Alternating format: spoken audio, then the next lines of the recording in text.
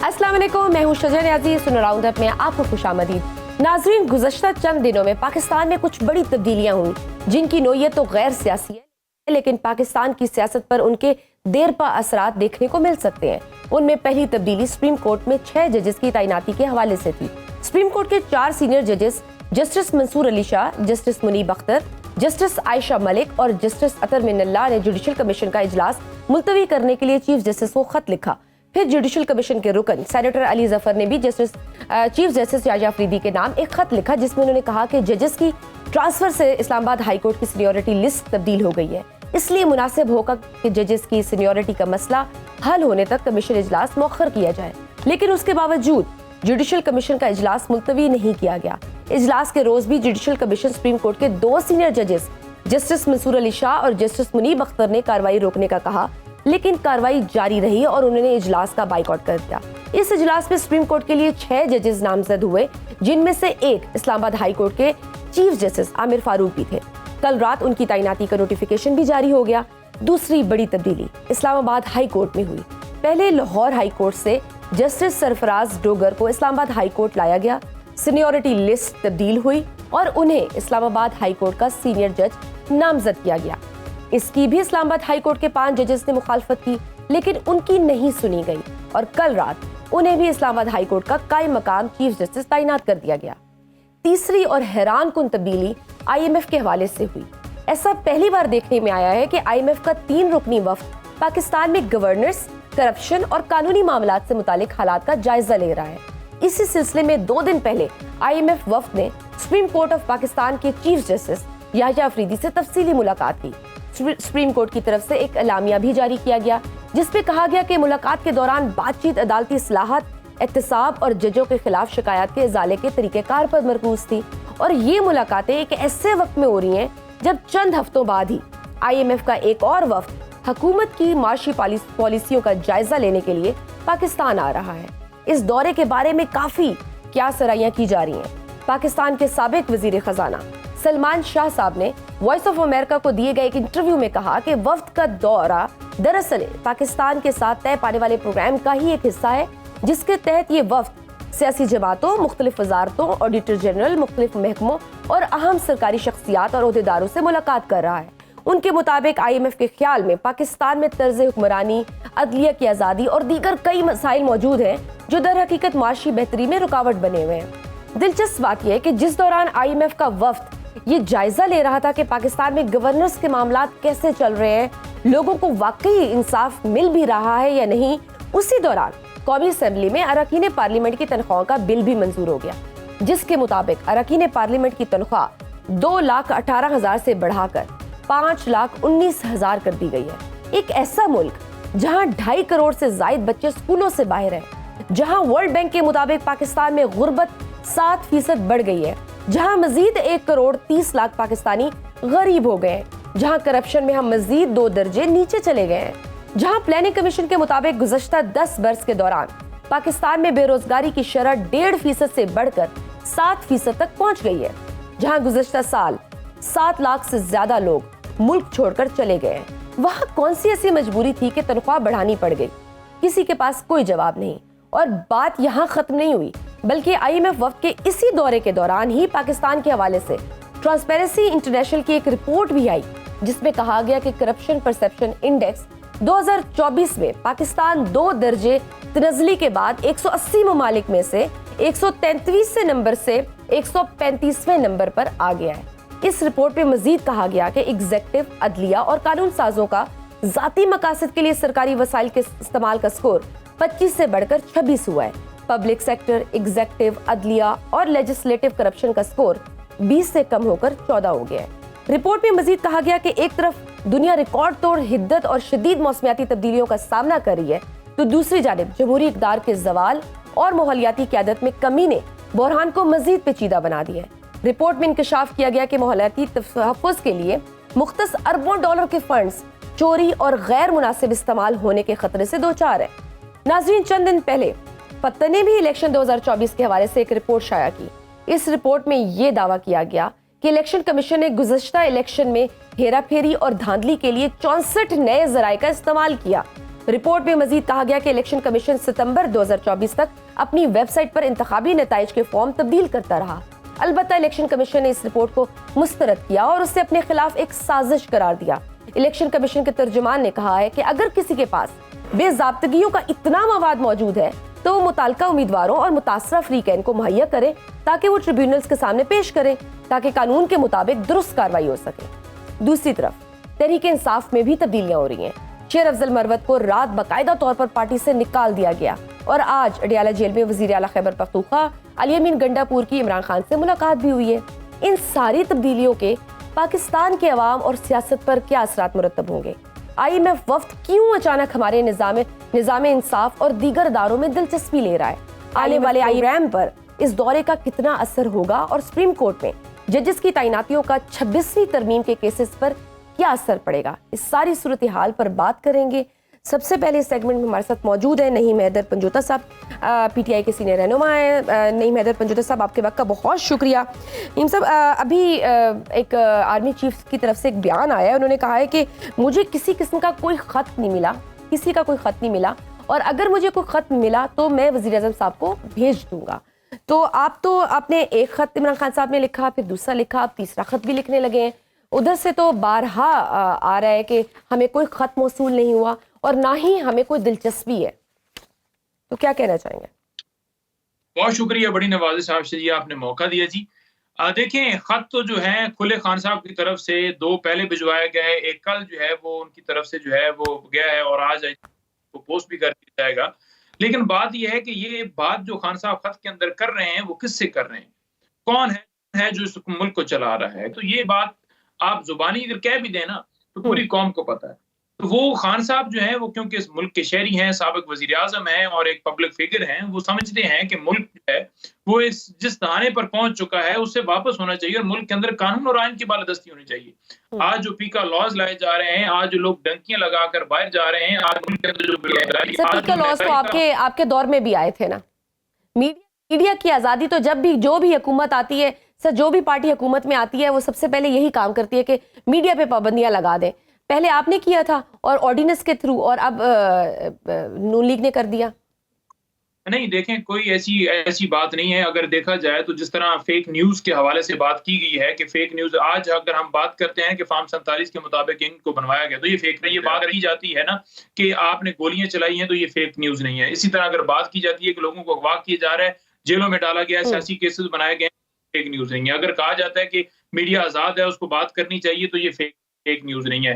इसी तरह की ऐसी चीजें जो कि आप देख रहे हैं प्रैक्टिकली लाइफ के अंदर, जो प्रैक्टिकली है, तो हकीकत के ऊपर मबनी है, जिनकी एविडेंस मौजूद है, जिनकी वीडियोस मौजूद हैं, जो कि ऑन रिकॉर्ड हैं, वो फेक न्यूज नहीं है। लेकिन अगर ये समझे कि मरियम नवाज या शहबाज शरीफ साहब वो खुद को समझे कि वो रियासत है, या कोई और बंदा ये समझे रियासत है और वो रियासत की पॉलिसी के खिलाफ है कि इनको चोर क्यों कहा जाए, इनको डाकू क्यों कहा जाए, या इनको क्यों कहा जाए कि आपने ये डाका क्यों किया इलेक्शन का, तो ये गलत बात है। बल्कि रियासत अवाम है और अवाम फैसला कर चुकी है। 8 फरवरी को अवाम ने हर जगह पर फैसला किया, सड़कों पर निकल कर किया, एहतजाज की सूरत में किया, तो अवाम तो बता चुकी है। अगर तीसरे खत का भी कोई जवाब ना आया और इसी तरह का कोल्ड रिस्पॉन्स आया तो फिर आपकी अगली हिकमत अमली क्या होगी? क्या आप अपोजिशन जमातों के साथ कोई ग्रैंड अलायंस बनाएंगे? क्योंकि आपके 2 इजलास तो हो चुके हैं जिसमें इमरान खान की रिहाई और नए इंतखाबात का मुतालबा भी सामने आया है, लेकिन अभी तक कोई बाज़ाब्ता ऐलान नहीं हुआ इस ग्रैंड अलायंस का। देखिए, पाकिस्तान तहरीक इंसाफ ने अपना पॉजिटिव जस्टिस जो है वो आपने देखा, जो पिछली मुज़ाकराती हमारा अमल एक गया, उसके अंदर भी ये समझा गया, कमजोरी समझी गई कि कहीं इमरान खान साहब डर गए हैं फैज़ की गिरफ्तारी से, तो मांग रहे हैं। बल्कि उन्होंने कहा कि मैंने सबसे आसान चीज इनके लिए रखी कि इनका पता चल जाएगा कि ये कितने सीरियस हैं, इनका टेस्ट हो जाएगा। उस टेस्ट के अंदर कैसे नाकाम हुए? आपने देखा कि एक कमीशन नहीं बना पा सके, जो एक कमीशन की तरफ नहीं बढ़ सके, उनकी असलियत वाज़ेह नहीं आती। हमें पता था मुलाकात नहीं करवा सके थे, मुलाकात नहीं करा सके, और इलेक्शन वाला तो मुतालबा इसी वजह से नहीं रखा था कि इनके सामने एक आसान शर्त रखी जाए ताकि ये देखते हैं कि ये क्या करते हैं, तो उनका वाज़ेह नजर आ गया। अब दूसरी ये चीज रह गई कि जहां पर मौलाना फजल रहमान है या दीगर जितनी जमातें हैं जिनके साथ हमारी बातचीत हो रही है, और उनको मेरा ख्याल में एक पॉजिटिव रोल अदा करना चाहिए कि वो की खातिर जो है आए, ग्राउंड पर आए, इलेक्शन की तरफ मुतालबा करें कि नया इलेक्शन जो है वो किया जाए। मैंडेट की वापसी वाला तो ये मान नहीं रहे, तो किसी एक तरफ तो आ जाए, तो उसके लिए उनको पॉजिटिव रोल अदा करना पड़ेगा।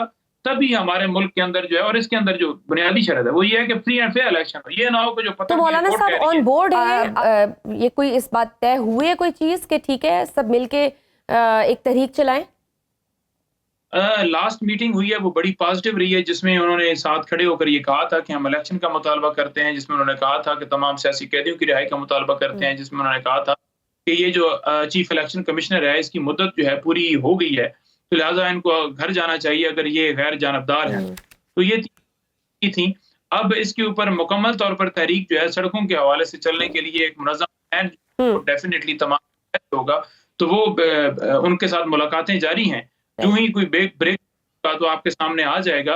लेकिन मैं आपको यकीन से ये कहना चाहता हूँ कि इमरान खान साहब जो हैं वो बड़ा वाज़ेह मौक़िफ़ रखते हैं। मेरी कल भी उनसे मुलाकात हुई है।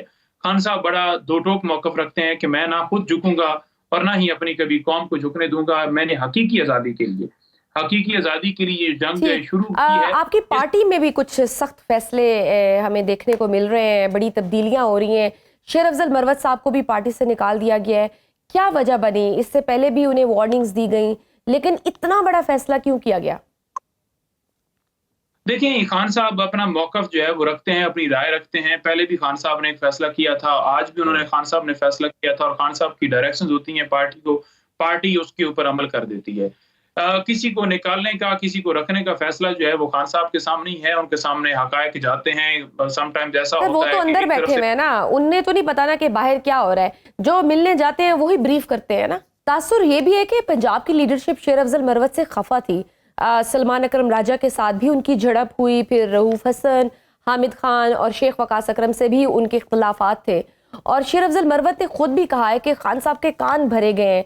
ये किसने कान भरे हैं? देखिए, बात ये है कि महदूद राब्तों की बिल्कुल आपकी बात ठीक है, उनके साथ एक्सेस कम है। आज भी हमारे 5-6 लोगों को मिलने नहीं दिया गया।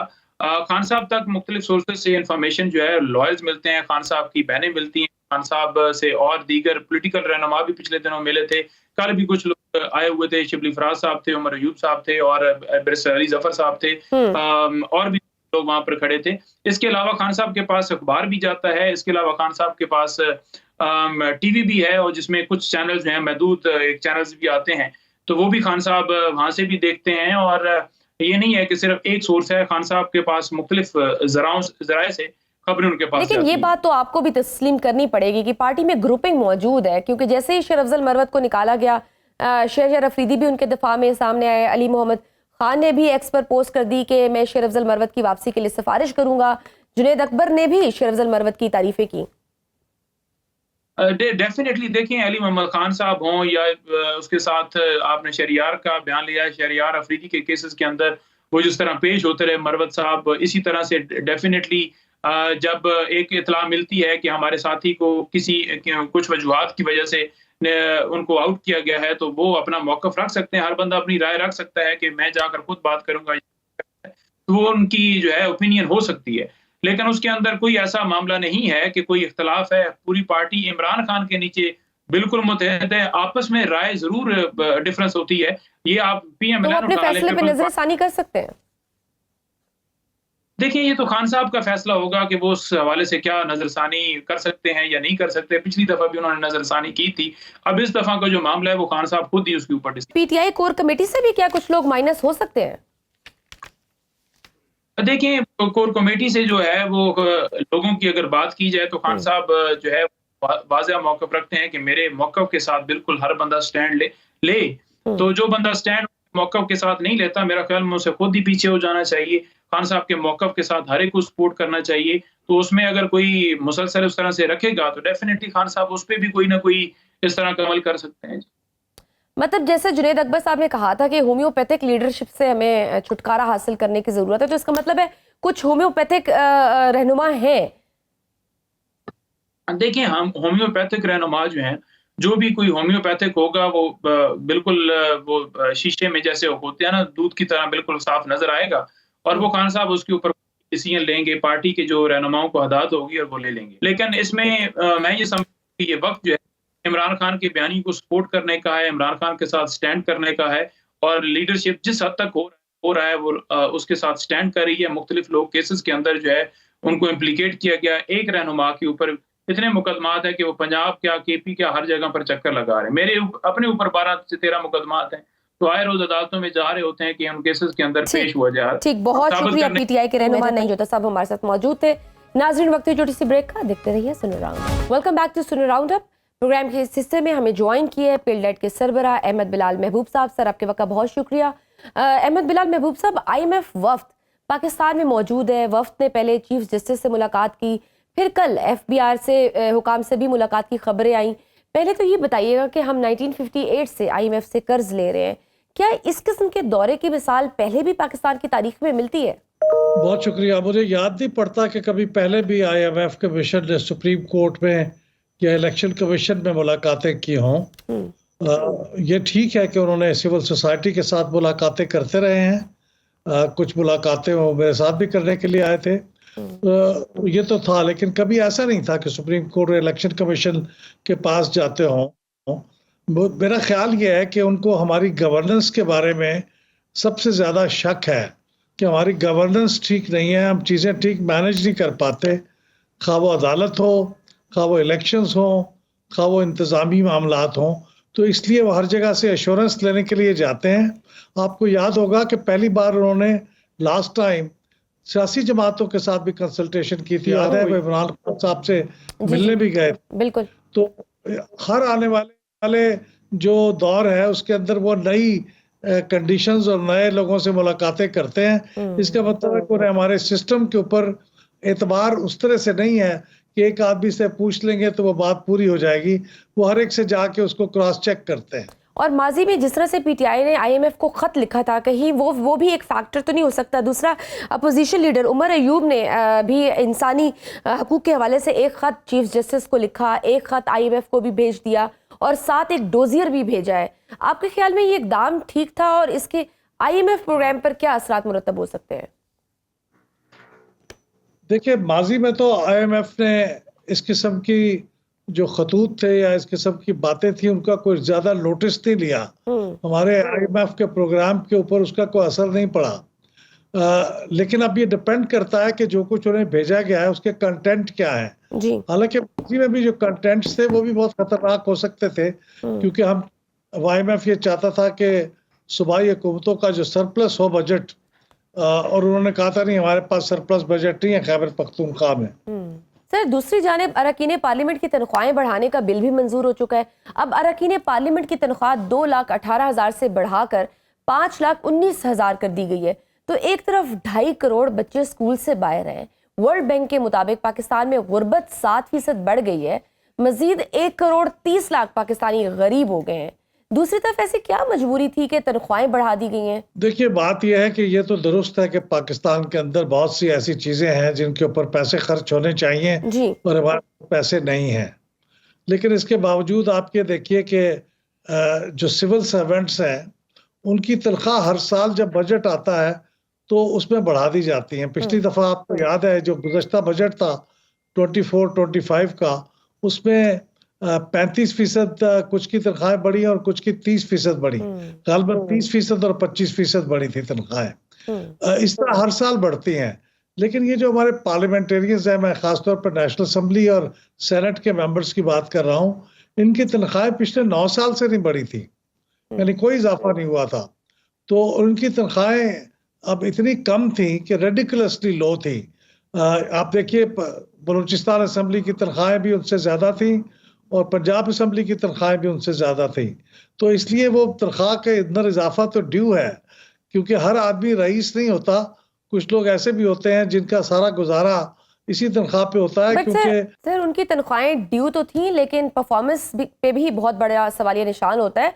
अगर हम देखें अरकान पार्लियामेंट की तनख्वाहें तो अवाम के टैक्स के पैसों से ही जाती हैं। फाफन की एक रिपोर्ट के मुताबिक रवां साल कौमी असम्बली सेशन की 9 नशिस्तें हुई, सिर्फ 36 अरकान ने तमाम नशिस्तों में शिरकत की, जबकि 35 अरकान किसी भी नशिस्त में नहीं आए। 342 का टोटल ऐवान है। मखसूस नशिस्तें अगर निकाल भी दें तो 250 से जायद मेंबरान है, लेकिन कानून साजी फिर भी सिर्फ अपने मफाद में होती है। अवामी मफाद बहुत पीछे रह जाता है। तो फिर तो सर सवाल उठेंगे ना। देखिए, सच्ची बात यह है कि पार्लियामेंटेरियंस की तनख्वाहें बढ़ने के ऊपर तनकीद करें तो बहुत दाद मिलती है, और मैं भी पॉलिटिकली करेक्ट अगर बात करूं तो मैं भी इनके ऊपर तनकीद करूं लेकिन हकीकत यह है कि इनके ऊपर तनकीद बनती नहीं है। अगर आपने सबकी तनख्वाहें जब बढ़ानी है तो उसकी शर्त ये रखनी है कि परफॉर्मेंस अच्छी हो, तो ये फिर सिविल सर्वेंट्स के ऊपर भी होना चाहिए।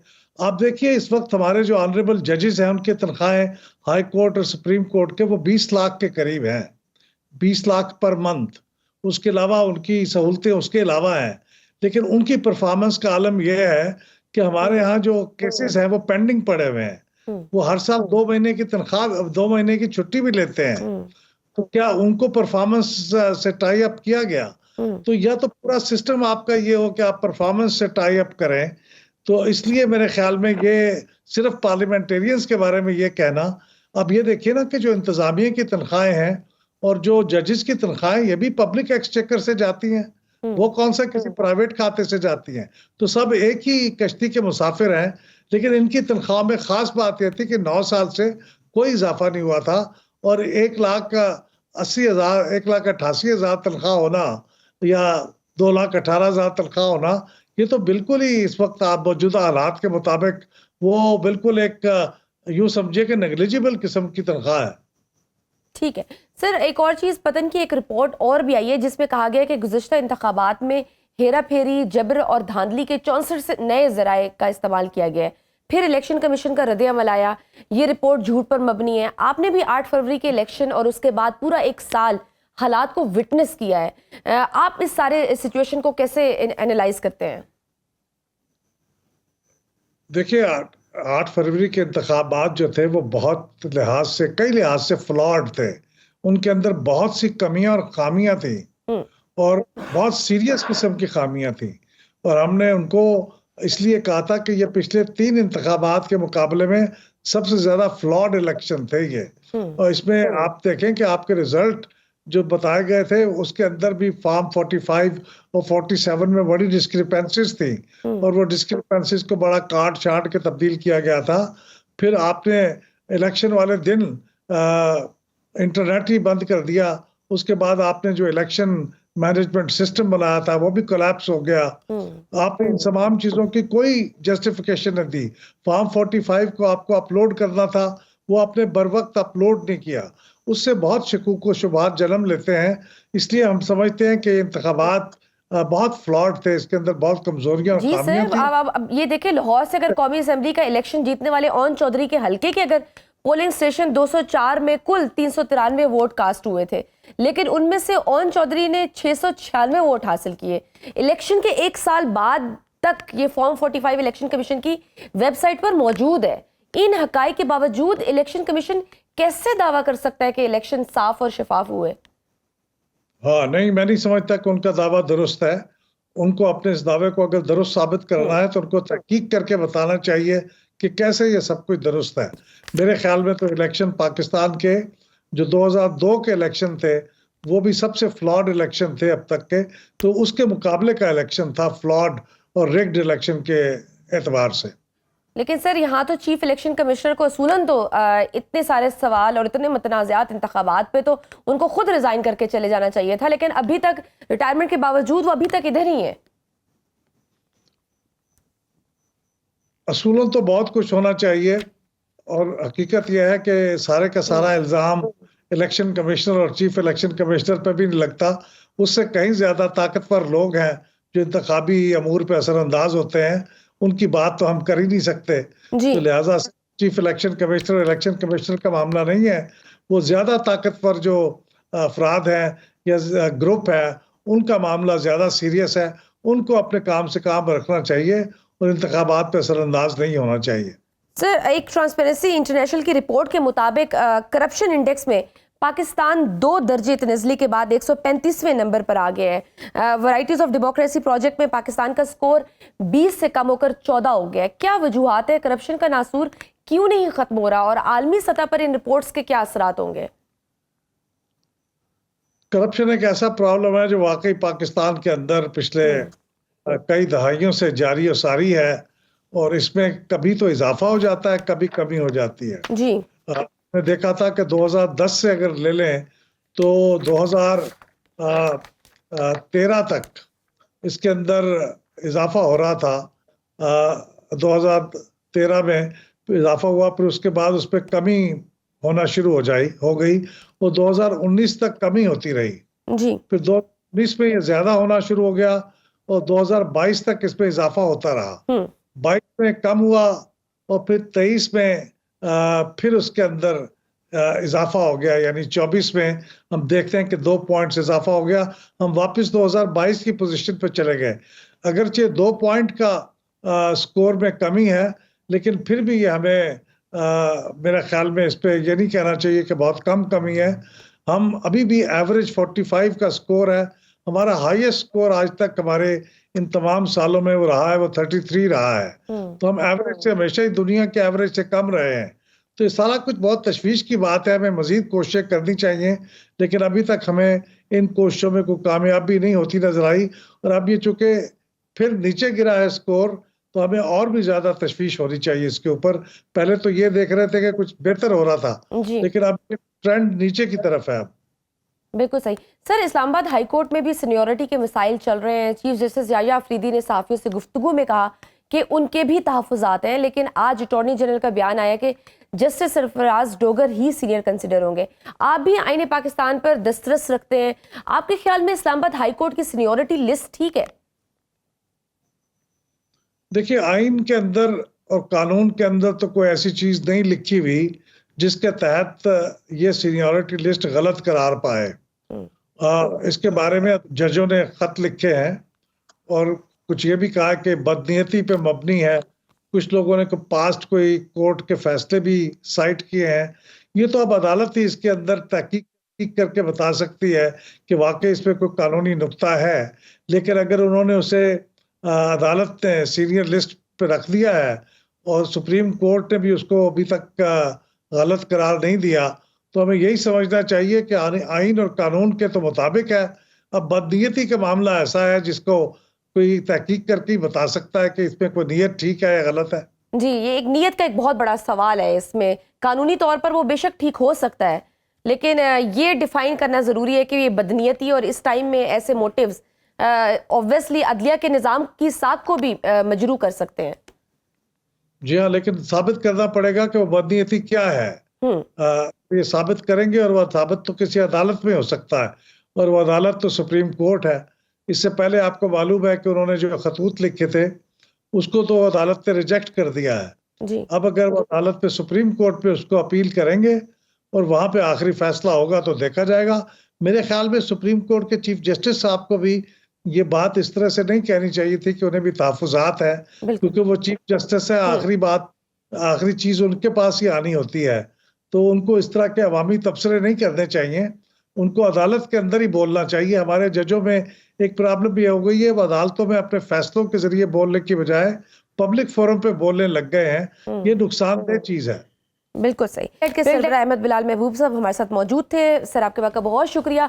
नाज़रीन, लेने मुझे एक छोटी सी ब्रेक, देखते रहिए सुनो राउंड। वेलकम बैक टू सुनो राउंड अप। नाज़रीन, तुर्की के सदर रजब तैयब एर्दोगान 2 रोज़ा दौरे पर पाकिस्तान पहुंच चुके हैं। आज वो वज़ीर आज़म हाउस पहुंचे, जहां उनकी मुलाकात वज़ीर आज़म शहबाज शरीफ और army chief general Asim Munir से हुई और पाकिस्तान और तुर्की के दरमियान 24 मुआहिदों और मफाहमती यादाश्तों पर दस्तखत हुए।